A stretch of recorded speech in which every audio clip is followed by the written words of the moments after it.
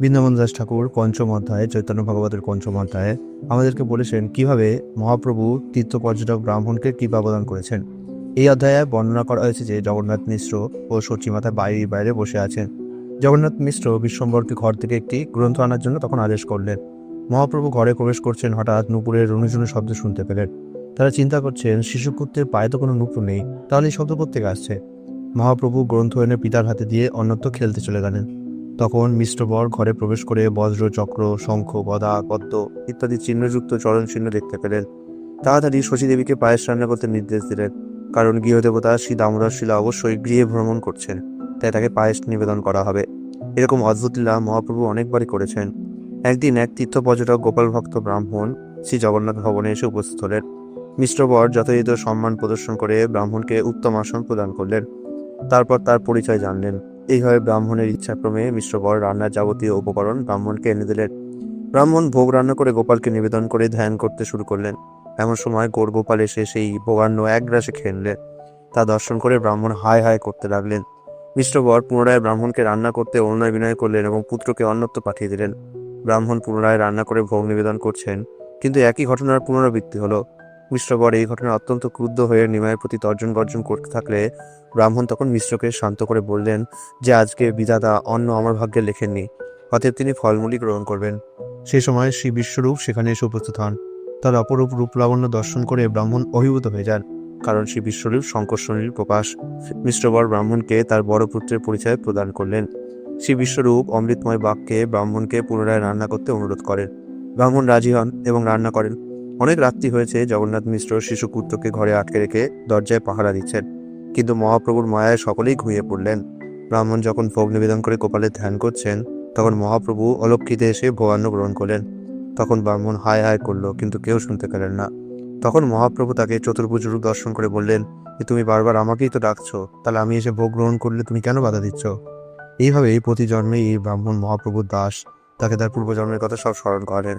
কিন্তু তিনি ব্রাহ্মণকে বললেন যে এই ঘটনার কথা তুমি কাউকে বলবে না, আমি এখন গোপনে রয়েছি। সেই ব্রাহ্মণ নবদ্বীপে বাস করতে লাগলেন এবং প্রতিদিন নিজ প্রভুর দর্শনে যেতেন। এরপরে চৈতন্য ভাগবতের ষষ্ঠ অধ্যায়ে আমরা পাই শ্রী চৈতন্য মহাপ্রভুর বিদ্যারম্ভ এবং বালক সুলভ চপলতা। এই অধ্যায়ে বর্ণিত হয়েছে যে শ্রী জগন্নাথ মিশ্র যথাসময়ে শ্রী চৈতন্য মহাপ্রভুর হাতে খড়ি এবং কর্ণবেদ ও চূড়াকরণ সংস্কার সম্পন্ন করলেন। নিমাই একবার দেখেই সমস্ত অক্ষর লিখতে আরম্ভ করেছিলেন। 2-3 দিনের মধ্যেই সমস্ত কলা বানান পড়তে লাগলেন এবং কৃষ্ণ নাম মালা নিরন্তর লিখতে ও পড়তে লাগলেন। নিমাই যখন যা চাইতেন তা না দিলে কান্না শুরু করতেন। কখনো তিনি আকাশের চাঁদ চাইতেন, আবার কখনো উড়ন্ত পাখি।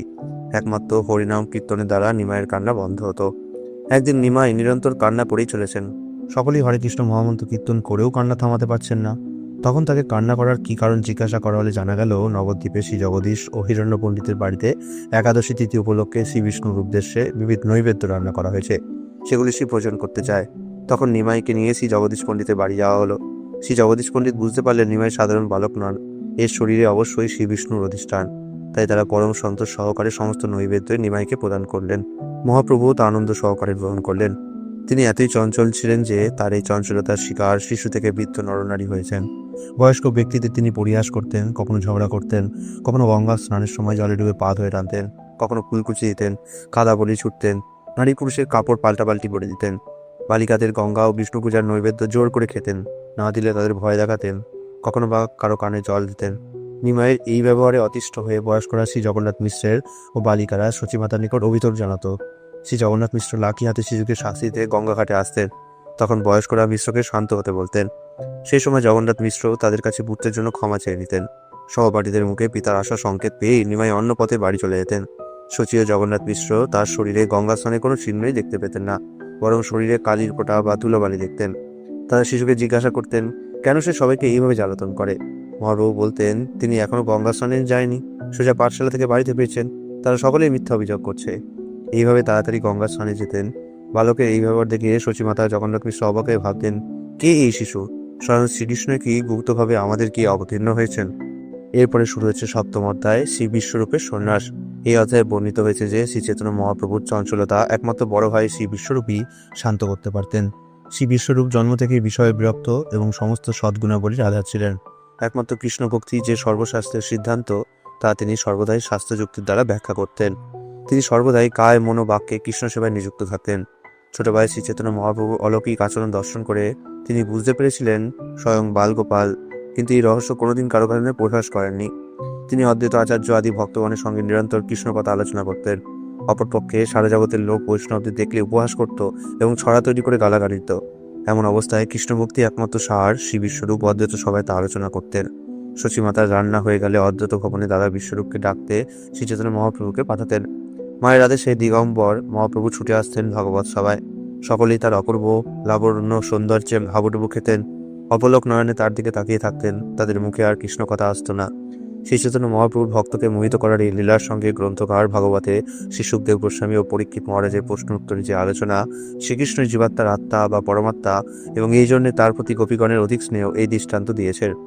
শর্করার মিষ্টতা সকলেই জানে, কিন্তু জিহার দোষে অনেকেই তার মিষ্টতা লাভ করতে পারে না। তেমনি শ্রী চৈতন্য মহাপ্রভুর মাধুর্যে যার মন আকৃষ্ট হলো তিনি সৌভাগ্যবান, এবং যে আকৃষ্ট হলো না সে দুর্ভাগা। শ্রী চৈতন্য মহাপ্রভু দাদাকে মায়ের কথা বলতেন এবং বিশ্বরূপের হাত ধরে বাড়িতে ফিরে আসতেন। খাওয়া সমাপ্ত করেই পুনরায় বিশ্বরূপ ভাগবত সভায় এসে উপস্থিত হতেন। পুত্র বিশ্বরূপের এই বৈরাগ্য দেখে সচিমাতা জগন্নাথ মিশ্র তার বিবাহের বন্দোবস্ত করছেন জেনে বিশ্বরূপ মর্মাহত হলেন এবং একদিন তিনি গৃহত্যাগ করে সন্ন্যাসী হয়ে গেলেন। সমস্ত বৈষ্ণব সমাজ, নবদ্বীপবাসী, সচিমাতা ও জগন্নাথ মিশ্রের পুত্র শোকের ভাগিদার হলেন। সকলেই তাদের সান্ত্বনা দিতে লাগলেন। বৈষ্ণবগণ বিশ্বরূপের সন্ন্যাস শ্রবণ করেও তারাও সন্ন্যাস নিতে চাইলেন, কিন্তু শ্রী অদ্বৈত আচার্য তাদের ভরসা দিলেন যে তিনি অতি শীঘ্রই এই নবদ্বীপে শ্রীকৃষ্ণচন্দ্রকে আবির্ভূত করাবেন। শ্রী চৈতন্য মহাপ্রভু দাদার সন্ন্যাসের মূর্ছালীলা প্রদর্শন করলেন। শ্রী চৈতন্য মহাপ্রভু তার চঞ্চলতা ত্যাগ করে এবার শান্ত হলেন ও পড়াশোনায় মনোনিবেশ করলেন। ছোট পুত্রের অগাধ পাণ্ডিত্য দর্শন করে যদিও সচিমাতা অন্তরে আনন্দিত হলেন, কিন্তু জগন্নাথ মিশ্র ভয় পেয়ে গেলেন। তিনি স্থির করলেন এই পুত্রকে আর পড়াশোনা করাবেন না, কারণ তাহলেও সে তার দাদার মতোই সংসারের অনিত্যতা ও কৃষ্ণভক্তির সার উপলব্ধি করে সন্ন্যাস নিয়ে চলে যাবে। শ্রী চৈতন্য মহাপ্রভুর পড়াশোনা বন্ধ হয়ে গেল। এদিকে শ্রী চৈতন্য মহাপ্রভু পড়তে না পেরে অত্যন্ত দুঃখিত হলেন। তার চঞ্চলতা এবার দ্বিগুণ বেড়ে গেল। কিন্তু সচিমাতা ও জগন্নাথ মিশ্র সব সহ্য করতে লাগলেন।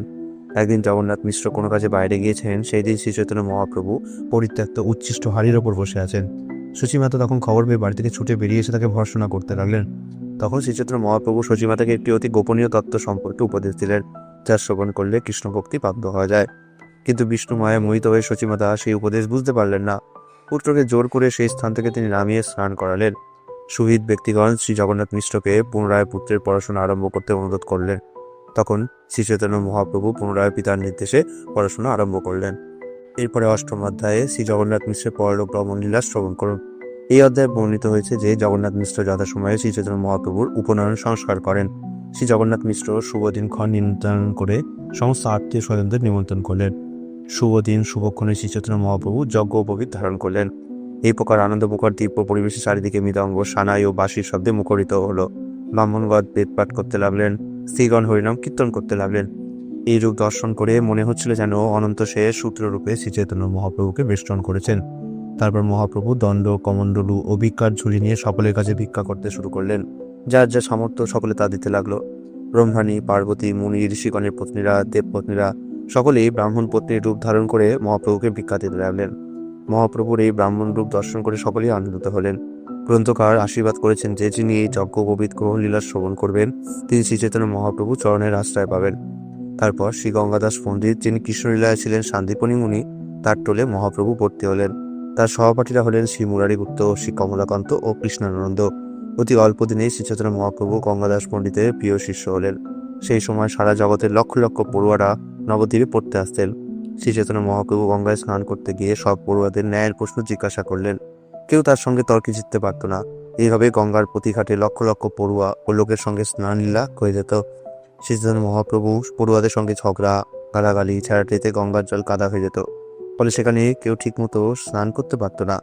গঙ্গার অভিলাষ পূর্ণ করার জন্য শ্রী চৈতন্য মহাপ্রভু এইভাবে গঙ্গায় স্নান করতেন। বয়সে বড় পড়ুয়াগণ শ্রী চৈতন্য মহাপ্রভুকে কলহ করার কারণ জিজ্ঞাসা করত। তখন মহাপ্রভু অহংকার করে বলতেন, কার কি জিজ্ঞাসা আছে তাকে জিজ্ঞাসা করো। তারা কিছু জিজ্ঞাসা করলে তিনি স্থাপন করতেন, আবার সেই খণ্ডনকে পুনরায় স্থাপন করতেন। এইভাবে শ্রী চৈতন্য মহাপ্রভু বিদ্যারস আস্বাদন করছিলেন। শ্রী জগন্নাথ মিশ্র পুত্রের অগাধ পাণ্ডিত্যে পরম সুখী হতেন এবং ভগবানের নিকট পুত্রের কল্যাণ প্রার্থনা করতেন। একদিন স্বপ্নে শ্রী জগন্নাথ মিশ্র দেখলেন যে শ্রী চৈতন্য মহাপ্রভু সন্ন্যাস গ্রহণ করেছেন এবং কৃষ্ণপ্রেমে বিহ্বল হয়ে কান্না করছেন, গড়াগড়ি দিচ্ছেন। অদ্বৈত আচার্যাদি যত ভক্তগণ তাকে ঘিরে হরিনাম কীর্তন করছেন। কখনো শ্রীচৈতন্য মহাপ্রভু বিষ্ণুর আসনে বসে সব ভক্তদের মস্তকে তার শ্রীচরণ প্রদান করছেন। ব্রহ্মা শিব অনন্ত শেষ সমস্ত দেবতাগণ জয় শচীনন্দন বলে জয়ধ্বনি দিচ্ছেন, মহানন্দে সকলেই স্তুতি করছেন। কিছুক্ষণ এভাবে চলার পর কোটি কোটি কীর্তনরত ভক্ত পরিবৃত হয়ে শ্রীচৈতন্য মহাপ্রভু প্রতি নগরে নগরে হরে কৃষ্ণ মহামন্ত্র প্রচার করছে এবং শেষে শ্রী নীলাচলে গিয়ে উপস্থিত হয়েছেন। সেই স্বপ্ন দেখে শ্রী জগন্নাথ মিশ্র ভগবানের কাছে কাতরভাবে প্রার্থনা করতেন, হে ভগবান, আমার নিমাই গৃহস্থ হয়ে গিয়েই থাকুক। সচীদেবী সেই স্বপ্ন বৃত্তান্ত শ্রবণ করে জগন্নাথ মিশ্রকে সান্ত্বনা দিয়ে বলতেন যে আমার পুত্র বিদ্যারসে মগ্ন থাকায় সে গৃহ ছেড়ে কোথাও যাবে না। এইভাবে চলতে চলতে একদিন শ্রী জগন্নাথ মিশ্র নিত্যলীলায় প্রবেশ করলেন। শ্রী চৈতন্য মহাপ্রভু পিতৃবিয়োগে অশেষ কান্নার করা লীলা করলেন এবং শচীমাতাকে সান্ত্বনা দিলেন। তারপর শ্রী চৈতন্য মহাপ্রভুর উপর সংসারের দায়িত্বভার এসে পড়ল। তিনি সর্বদা বিদ্যাচর্চায় মগ্ন থাকতেন, কখন গিয়ে যাবতীয় দ্রব্যাদি ক্রোধে নষ্ট করতেন, আবার সংসারে ব্যয়ভারের জন্য মাতা সচীকে সোনার খণ্ড দিতেন।